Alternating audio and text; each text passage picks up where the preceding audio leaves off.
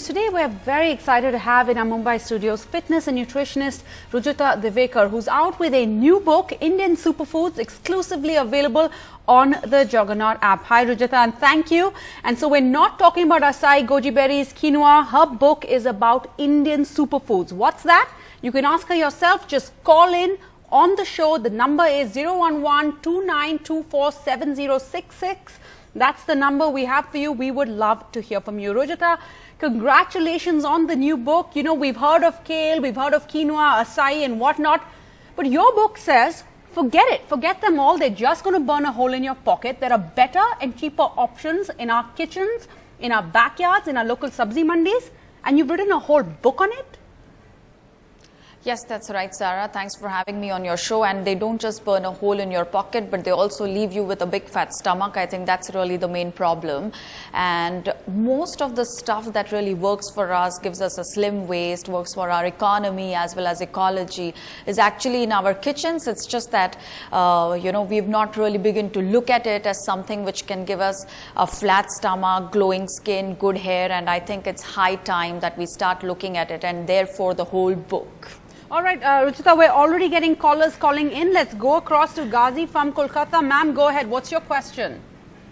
Hello there. Hi, good morning. I just had a quick question.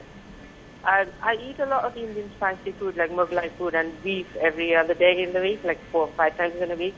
Do you think it's a bad choice I'm going through? Well, I think, it depends on, are you eating at home or are you eating outside? Because the thing is that food that I'm talking about needs to be made in your kitchen using good ingredients, and it's not really about going out in a restaurant and eating every other day, because that's not going to get you anywhere. Then it's going to be the same thing that we've done with acai and goji berries. We will glamorize Indian food and then we will sell it in restaurants versus really getting more connected with the food that we are eating. All right, Rujuta. Sorry, Ghazi, go ahead. The thing is, I do eat out and do eat at home. Just many people tell me that eating a lot of beef is not good for your health. I'm really concerned about it. Eating a lot of wheat. Okay. See, here's the thing. The reason why we are now concerned about wheat is because we've all begun to learn this word gluten, and gluten is currently responsible for everything that's going wrong with us. In 1970s, it was fat which was responsible for everything that was going wrong with us. Then over a period of time, it was carbohydrates which is responsible for everything that's going wrong with us, and now we've narrowed it down to gluten. The thing is that the way India eats its gluten, like a luchi or a puri, a paratha, roti sabzi, or even a halwa that's served in gurudwaras, it's a good way of eating wheat. We've already added ingredients to it. We've cooked it in a way that makes it for really easy digestion, absorption and assimilation. So you really shouldn't be worried about wheat if you're eating it the way you learnt it from your home, from your mom. But if you're eating a piece of bread every day, then whether you're eating it with gluten or without gluten, that's going to be a problem. All right, Ghazi. Thanks so much. I hope that answers your question. We also have Dr. Vasudeva Murthy calling in from Telangana. Go ahead, sir. Madam, good morning. Hi, good morning. What is the best and healthy, wholesome food do you recommend for young as well as elderly person during summer? Oh, well, a good food, of course, is mango, banana, jackfruit for all of us. And because these are really our summer fruits and they help us keep our digestive system healthy, they hydrate us, they are full of electrolytes, they're full of antioxidants and vitamins. So surely the summer fruits. And then with that, for breakfast, actually, we have to work at retaining the diversity in our diets, So in Telangana, it has to be the more Telangana kind of food. In Mumbai, it has to be the more Mumbai kind of food. More of the poha, upma, and in Punjab it should be more of the paratha kind of food. So it's really about keeping the diversity. All right, Rujuta, I have a question here because I love fruits, but there's this whole, you hear about people saying that you shouldn't have fruits after 6 o'clock at night. Is that a fact? Is that a myth? Well, it's like this, that, a lot of us have started switching to eating fruits for dinner instead of the real thing. So the fear of roti, sabzi, dal, chawal is obviously bad, and eating a fruit in place of dinner is not going to work, especially not for a working girl like you. But in the season of mango, if you're having a mango, then yes, you can even have it for dinner, because, over a period of time, what one has learned is that there are 3 tropical fruits which actually go quite well with a full meal, and that's banana, jackfruit, and mango. And you're saying it's okay to have them with your meal, because that's the other myth, or at least what's said is that don't have fruits with your meal. Have them an hour or at least 2 hours before. Amras puri is our, is the traditional delicacy, and that's usually had for lunch. So yes, why not? All right, Rujuta, you're shaking things up the way we've all thought about what we eat all these years. Let's go across to another caller who's from Assam, the Gangana. Correct? Go ahead. Yeah, hello, Rutika. A very good morning. Hi, the Ganga. Yeah. Okay. So my problem is that I have a sweet tooth and I like to crave on it, but then of course I am on a heavier side, so I'm not supposed to eat it. So can you suggest me like what kind of sweet should I take so that it's healthy also, and I can take it also? Yes, I can please my mouth also. Okay, see, here's the thing, that most of the times when we say I'm on the healthier side, we actually mean that I'm a little out of shape. So obviously, start eating more at home, exercise, sleep on time. Those are the things that you need to get actually healthy, which is that get back in shape. And we get sugar cravings only once we start avoiding food at home. And a lot of us, in our need to really get back in shape, we avoid carbohydrate. And in India, when we avoid carbohydrate, we mostly avoid rice, we avoid roti, we avoid our traditional wholesome meals, and that's exactly why we all start getting our sugar cravings, because if you don't get nutrients from a wholesome meal, you're going to crave a chocolate and an ice cream at the wrong time of the day. So go back to eating healthier stuff, home cooked stuff, exercise regularly, get to bed on time, and you'll be truly healthy, which is you'll be back in shape. Thank you so much. Rujita, I've read your book where it basically says that sugar is actually good for you. I don't have the book here because, of course, it's only out. It's on the Juggernaut app. But, yes, I have to ask you about this, because according to the book, you say one doesn't need to avoid sugar, even if you're trying to lose weight. Now, personally, I find this hard to wrap my head around, because if that's true, I wish I'd known this years ago. I would not need to deprive myself all these years. Well, see, the whole thing is that when we say avoid sugar, as in when we hear avoid sugar, what we actually start doing is that we will not add sugar to our chai, but we will have a Mari biscuit with it. We will have a halwa, but we will have a sugar substitute in it. That, I think, is really a big problem. We will have a cola, but we will have the sugar-free option. So those are really the problems. Sugar by itself is not a problem at all. It's a part of our panchamrits. It is something that we've always had. India has had the diversity of having sugarcane on its own, using sugarcane juice to get over jaundice. We use jaggery in the summers, and we use jaggery in the winters and sugar in the summers in our sharbats like kokam sharbat or aam panna to really help our bodies to cool down. So when you're having sugar like this in the form of sharbat, in the form of halwa, laddu, barfi, all of the homemade stuff, it's not a problem at all. But when you start having it in in the form of a biscuit, then of course it's a problem. A biscuit, a cola, a cereal, those are the problems. That's when the sugar is a problem. And it's better to have real sugar than it is to have sugar-free and all that stuff? Of course, any day, because what happens is that the food industry creates a monster out of a sugar and then comes up with all of the sugar alternatives. So now you are still eating the same chocolate, but if it is sugar-free, you're buying, you're paying more for it. All right, we have Anirudh on the line. He's from Jodhpur. He has a question for you, Rujita. Yeah, hi Rujita. So I'm 21 and I'm a law student. So I don't get to eat a very elaborate breakfast in the morning. So what do you suggest to store in my room to have a nice balanced breakfast in the morning and have it quickly? Well, I think a banana and milk are very good options. Another option would be getting something like a Rajgira chikki and having it, or using last night's chapati, rolling it in a banana, add a little bit of sugar and ghee to it, and that would be a quick, wholesome breakfast.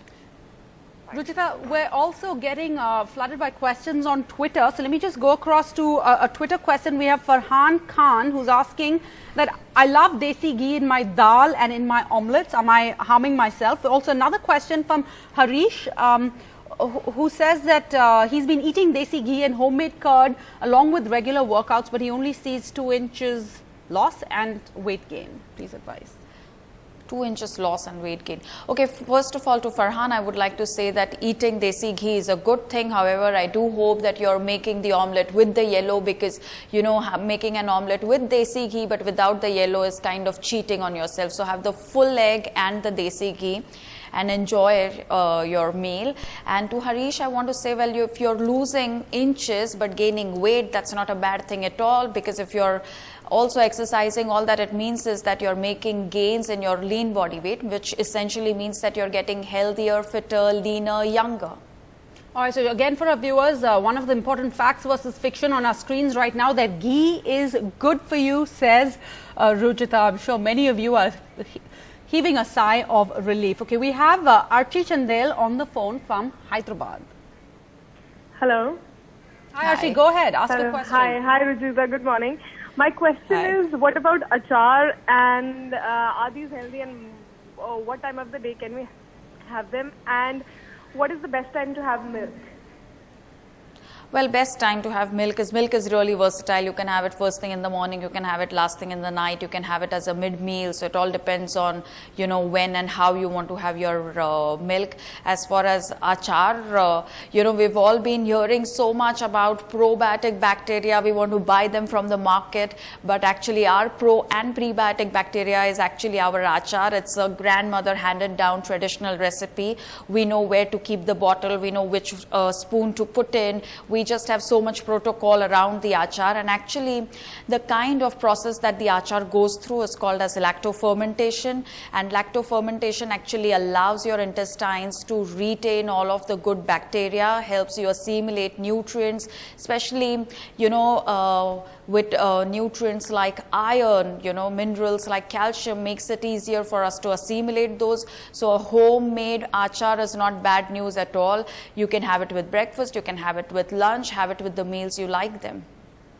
Rujuta, one quick question, something that I'm always confused about, what's better? Should I get brown bread or multigrain bread? And you know, especially in India, I think you're really concerned about whether it's just brown coloring. Yeah. Probably it is, you know, but I would also say that if you are leaving from home, why not just have a home cooked breakfast and leave? And if you're limiting your bread to maybe just 1 or 2 slices, then I think just any kind of a bread is okay. All right, I think we now have a question coming in from, sorry, can you, Leena from Gujarat. Sorry, Leena's on the phone line. Leena, can you go ahead?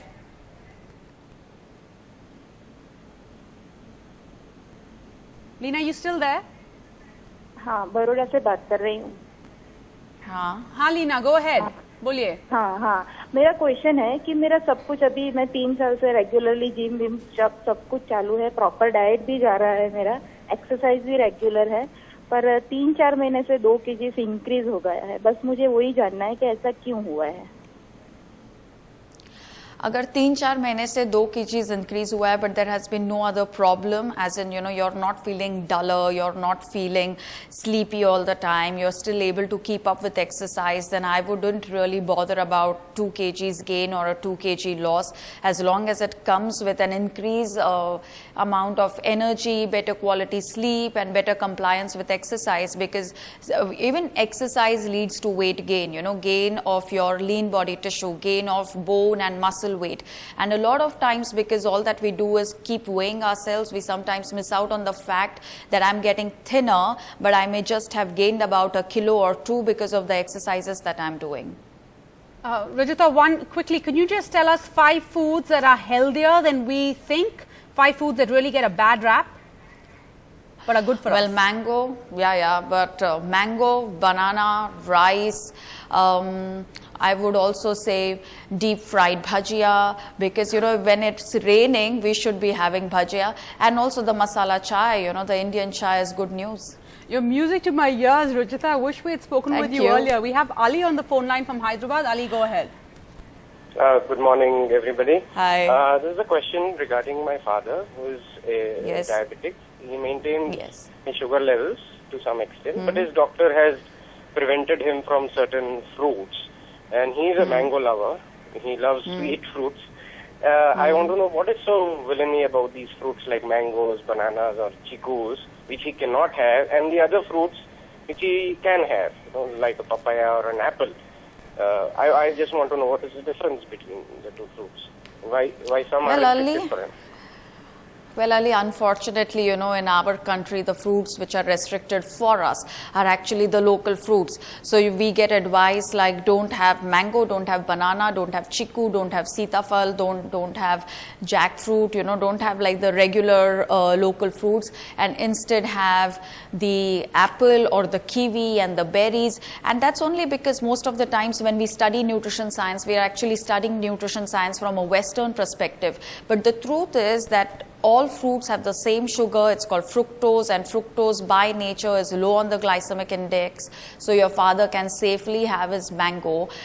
He need not worry because it's just as safe as having an apple. It is not, having a mango is not putting him at any risk whatsoever. The only risk that he stands is that he will really enjoy the mango that he's eating. So I think, so for a fact, mango has fructose, he need not worry. It also has tons of fiber, so it will also help his stomach. So I don't know why we keep doing this. I think we just need to get more confident about our own local fruits and not give them a bad reputation, because they really don't deserve any bad reputation. We just need to work at understanding them.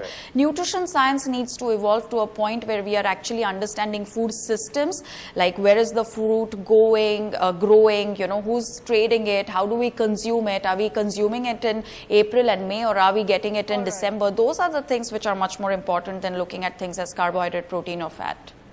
All right, Rujita. Sorry, Alfred. We have Alfred on the line from Jabalpur, but I'm being told that our time is up. I guess it's the fastest half hour that I've ever anchored. Rujita, thank you so much. You're really helping us rethink the way we eat and the way we think about food. We look forward to doing more of this with you on NDTV, and congratulations on the book.